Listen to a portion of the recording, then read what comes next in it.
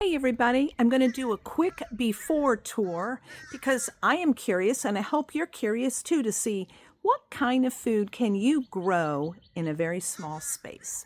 Hi everybody, I'm Dr. Becky back here with more Better Brain tips for you, and today I wanted to kind of show you, I put in some plants and some seeds over the last few days, and I'll show you I don't have a whole lot of space to work with, and we're going to follow this through the growing season to see how much food can you grow yourself in a very small space. So I'm going to flip the camera, and the first thing that I want to show you, I've got two very small raised beds.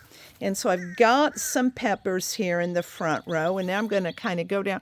I put some bean seeds in the back row. We've got a little bit of a bean that's coming up right there. Got a little more beans coming up. And right here are beet seeds that I put in the ground. So you can see we've got to have some beets coming up.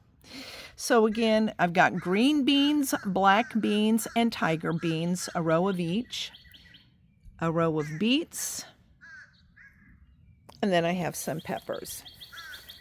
I did the same thing over here. So I've got, again, right here's a tiger bean that's coming up. Here's some black beans that are coming up, and I know my green beans will be soon. Again, another row of beets that are just now sprouting. More peppers. But let me show you what I'm really excited about. This is my blueberry bush that I put in last year, and look at all of those flowers. Lots and lots of flowers. So I'm looking forward to seeing how many blueberries I'm going to get off of this awesome bush this year.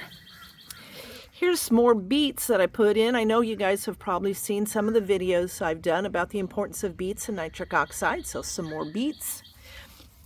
Here's some butternut squash. Here's some zucchini. Here are a couple of pineapples that'll come up, and we had little tag-alongs. I had thrown in my compost heap before I started planting some potato remnants, and so now I've got 3 potato plants that came up. So let's see what kind of tomato or potatoes we get out.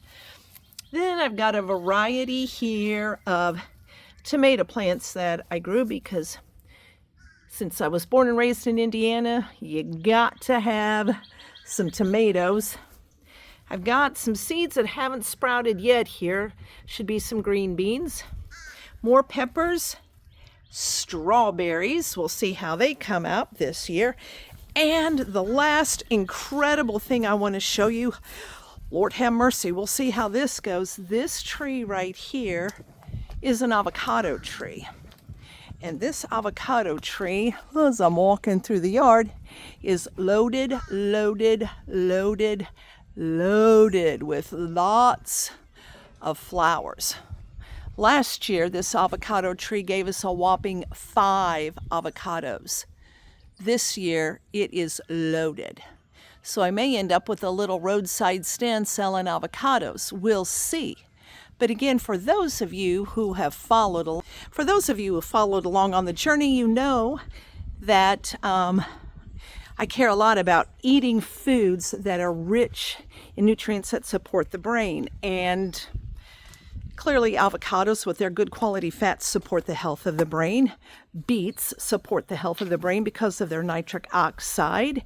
Blueberries, of course, their polyphenols are amazing. So anyway, we'll see. I got a very little bit of land to put some food in, and we'll just see how it grows. Oh, and the other thing I didn't show you, so heck, might as well show you this here.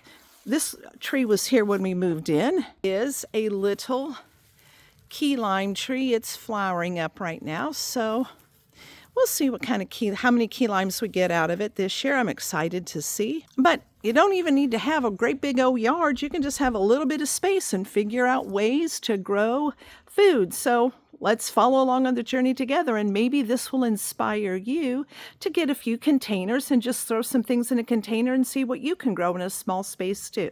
I'll see you next time. Bye, everybody.